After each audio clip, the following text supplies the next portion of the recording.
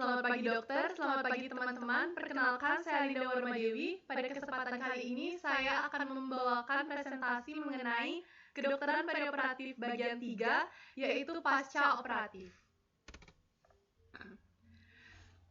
Kita kembali merujuk pada kasus sebelumnya, yaitu seorang perempuan 27 tahun dengan diagnosa form sinistra dengan rencana eksisional biopsi audisi atau one day care. Selanjutnya, perawatan pasca operatif. Apa sih perawatan pasca operatif tersebut? Itu merupakan suatu perawatan yang merupakan periode kritis di mana segera dimulai setelah pasien selesai pembedahan hingga pasien pulih kembali dari pengaruh anestesi. Di mana berdasarkan masalah-masalah yang akan dijumpai pada pasca anestesi, pasien-pasien pasca anestesi dikelompokkan menjadi 3 kelompok, yaitu kelompok 1, 2, dan 3.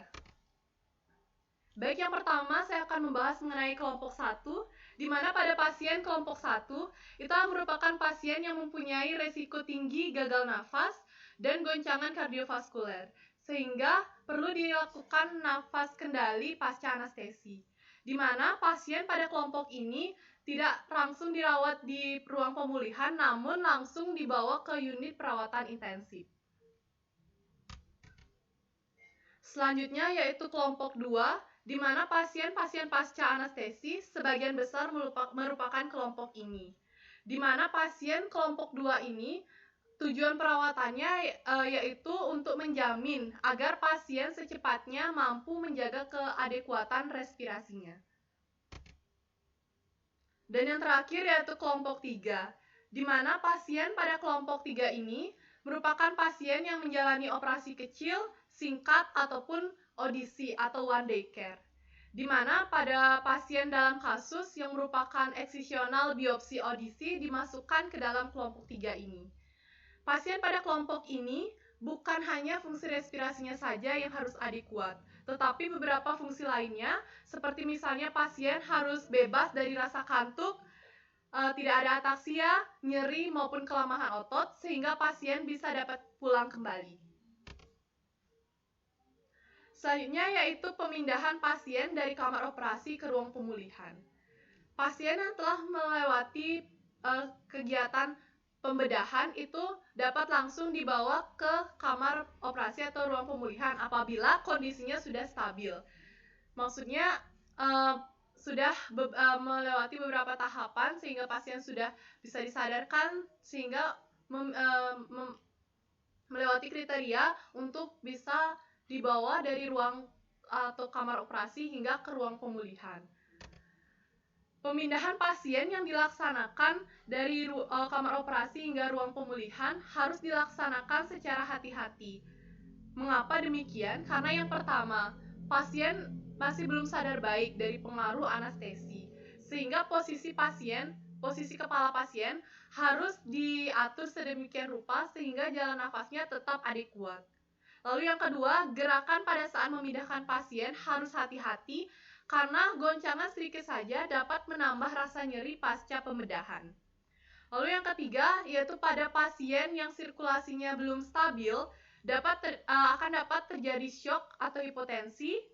Lalu pasien pasca blok spinal, itu posisi pasien dibuat sedemikian rupa agar aliran darah dari tungkai dapat lancar dari tungkai proksimal dapat lancar. Lalu yakinkan bahwa alat-alat yang terpasang pada pasien seperti kateter, infus maupun NGT itu tetap berfungsi dengan baik dan mendorong kereta pasien harusnya jangan terlalu tergesa-gesa karena goncangan sedikit saja seperti yang saya katakan tadi itu dapat menambah rasa nyeri pasca operasi, lalu dapat merubah posisi kepala sehingga menyebabkan gangguan pada jalan nafas, lalu bisa juga menyebabkan muntah atau regurgitasi. Selanjutnya, setelah pasien sampai di ruang pemulihan, itu pasien harus dilakukan serah terima pasien, di mana dokter anestesi yang awalnya merawat pasien, membantu anestesi pasien selama durasi operasi, harus menyerahkan pasien atau melaksanakan serah terima pasien kepada dokter anestesi yang merawat di ruang pemulihan. Hal yang perlu diperhatikan dalam serah terima pasien ini meliputi yang pertama, masalah tata laksana anestesi, penyulit selama anestesi maupun bedah, pengobatan, dan apabila ada dapat disampaikan reaksi alergi yang mungkin atau yang telah terjadi.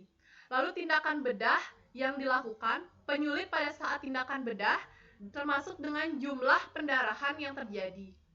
Lalu jenis anestesi yang diberikan juga perlu disampaikan, masalah-masalah yang terjadi dalam anestesi, lalu jumlah cairan yang diberikan, diuresis, maupun gambaran dari fungsi respirasi maupun kardiovaskuler. Dan selanjutnya yaitu posisi pasien di tempat tidur, dan yang paling penting juga adalah penanganan khusus yang diperlukan selama di ruang terapi intensif, sesuai dengan instruksi dari dokter yang menangani pasien.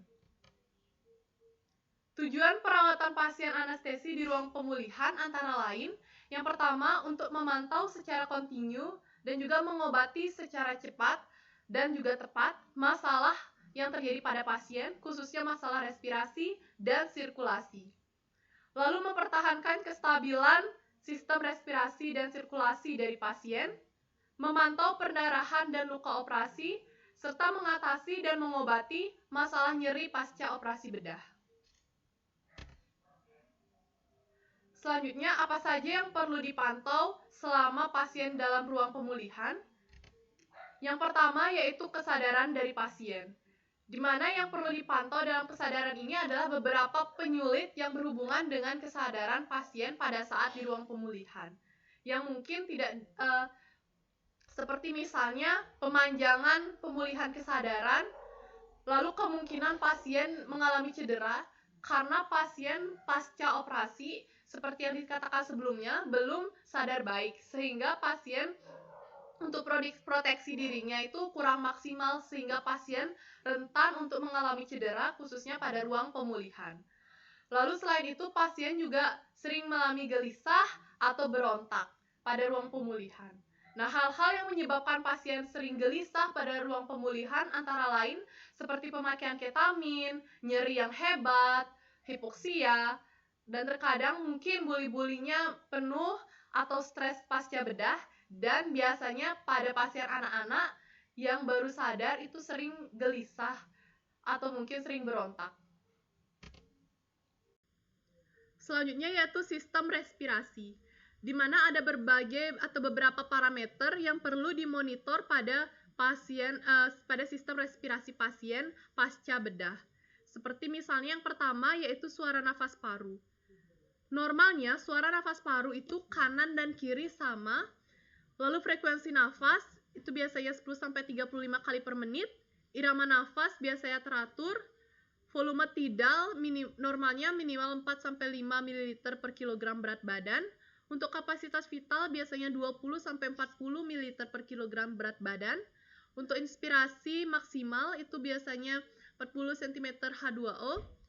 Untuk tekanan oksigen atau FiO2 30% itu sekitar 100 mm air raksa.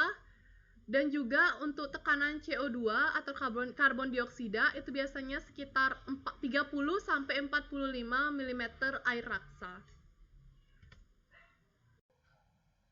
Hal lain yang perlu diperhatikan pada pasien, khususnya sistem respirasi pasien, yaitu sumbatan jalan nafas. Pada pasien pasca bedah, seringkali terjadi sumbatan jalan nafas yang berada pada berbagai lokasi di aliran udara, seperti misalnya pada supralaring, laring, maupun infralaring. Untuk sumbatan jalan nafas pada supralaring, biasanya disebabkan oleh lidah yang jatuh ke hipofaring, lalu air liur, bekuan darah pasca operasi, muntah, maupun regurgitasi. Untuk pada sumbatan pada laring, biasanya disebabkan oleh misalnya benda asing, spasme, udim, ataupun kelumpuhan dari pita suara. Sedangkan pada infralaring itu biasanya disebabkan oleh tracheomalacia, aspirasi, dan juga spasme pada bronkus. Selanjutnya, apa yang perlu dilaksanakan atau tata laksana pada sumbatan jalan nafas tersebut? Yang pertama, kita bisa melakukan berbagai hal, bisa dengan alat dan juga bisa tanpa alat. Apabila tanpa alat, kita bisa lakukan triple airway maneuver, lalu bisa juga posisikan miring stabil, dan juga sapuan pada rongga mulut. Sedangkan dengan alat, kita bisa gunakan pipa oro atau nasofaring, juga pipa orotrakea, dan juga bisa dilakukan suction. Selanjutnya yaitu depresi nafas, di mana depresi nafas ini ada dua jenis, yaitu depresi sentral dan depresi perifer. Untuk depresi sentral itu biasanya disebabkan oleh efek sisa opiat, hiperkapnu, hipotermi, maupun hipoperfusi. Sedangkan depresi perifer itu disebabkan oleh efek sisa pelumpuh otot akibat nyeri, distensi abdomen, atau rigiditas otot. Selanjutnya yaitu sistem sirkulasi, di mana pada sistem sirkulasi ini sama halnya dengan respirasi, ini sangat penting sekali pada pasien pasca bedah. Hal-hal yang perlu diperhatikan seperti misalnya yang pertama yaitu tekanan darah, di mana pada pasien pasca bedah itu bisa juga mengalami hipertensi ataupun hipotensi dengan disebabkan oleh berbagai macam hal. Seperti misalnya hipertensi itu bisa disebabkan oleh pertama karena memang pasien memiliki hipertensi prabedah, lalu kedua bisa akibat nyeri, lalu bisa juga karena hipoksia atau hiperkarbia, atau penggunaan vasopresor, ataupun kelebihan dari cairan. Sedangkan untuk hipotensi sendiri bisa disebabkan karena perdarahan, defisit cairan, depresi otot jantung, maupun vasodilatasi yang berlebih. Selain tekanan darah, kita juga bisa menilai atau memonitor denyut jantung, di mana denyut jantung dari pasien bisa saja pasien denyutnya meningkat atau takikardi, atau malah menurun atau bradikardi atau disritmia. Untuk pasien takikardi itu biasanya disebabkan karena adanya hipoksia, hipovolemi, obat simpatomimetik, demam, maupun nyeri yang tidak tertahankan oleh pasien.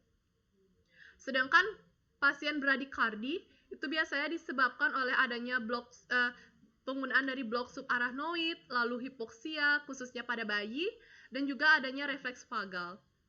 Sedangkan untuk disritmia sendiri itu biasanya dinilai melalui EKG, di mana ini biasanya disebabkan oleh adanya hipoksia. Selanjutnya, hal lain yang perlu diperhatikan pada sistem sirkulasi dari pasien, yaitu yang pertama adanya perdarahan pada luka operasi, dan yang kedua adanya bendungan di sebelah distal dari bebat luka operasi pasien, atau di lokasi tempat pembebatan luka tersebut, di bagian distalnya, di mana hal ini bisa menimbulkan adanya udem maupun nyeri pada daerah tersebut. Selanjutnya, fungsi organ lain pasca bedah yang perlu dimonitor yaitu yang pertama fungsi ginjal dan saluran kencing, di mana kita bisa lihat dari volume urin yang keluar, mungkin kita bisa lihat dari kateter kateter pasien, bagaimana volume urinnya, ekskresi urinnya, apakah jumlahnya normal atau tidak, itu sangat mempengaruhi atau dari sistem atau fungsi ginjal. Selanjutnya yaitu fungsi saluran cerna. Hal penting yang perlu diperhatikan dari fungsi saluran cerna adalah apakah ada muntah atau regurgitasi pada pasien.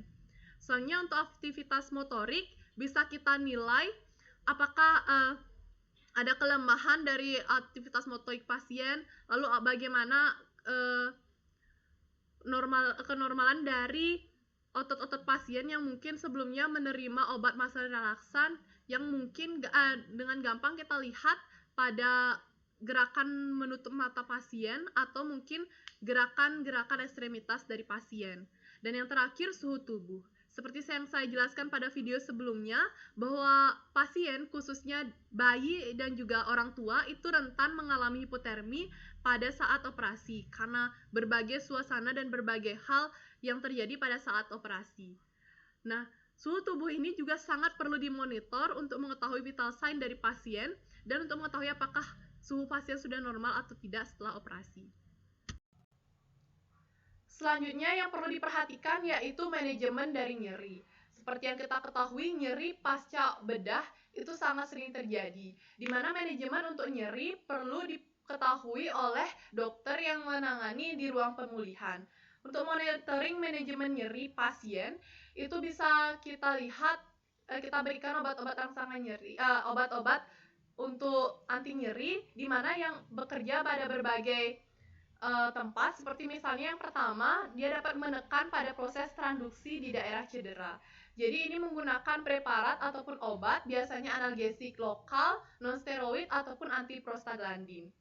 Selanjutnya bisa juga obat yang menekan pada proses transmisi, di mana pada proses transmisi ini yang kita gunakan adalah analgesi regional seperti misalnya blok interkostal maupun blok epidural.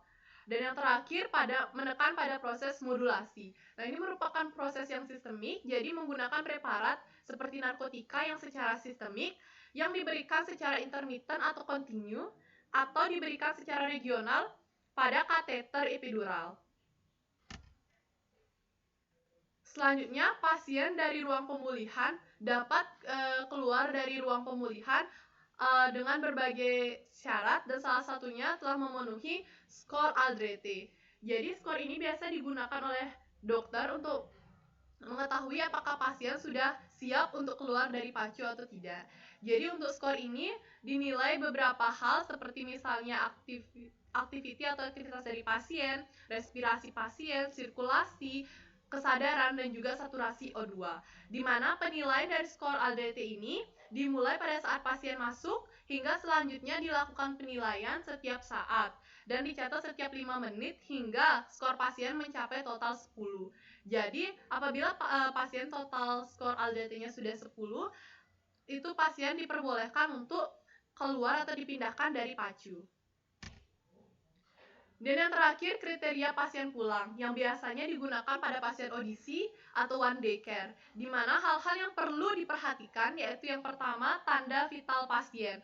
Jadi pastikan tanda-tanda vital pasien seperti tekanan darah, nadi, respiration rate, maupun suhu itu dalam keadaan yang sudah stabil, lalu orientasi pasien baik, pasien dapat berjalan tanpa bantuan dan tanpa keluhan, lalu nyeri minimal, PMNV minimal, perdarahan minimal di lokasi pembedahan, dan yang paling penting adalah pasien tidak sendiri pulang. Jadi pasien ada pendamping yang mengantar pasien pulang untuk menghindari hal-hal yang tidak diinginkan.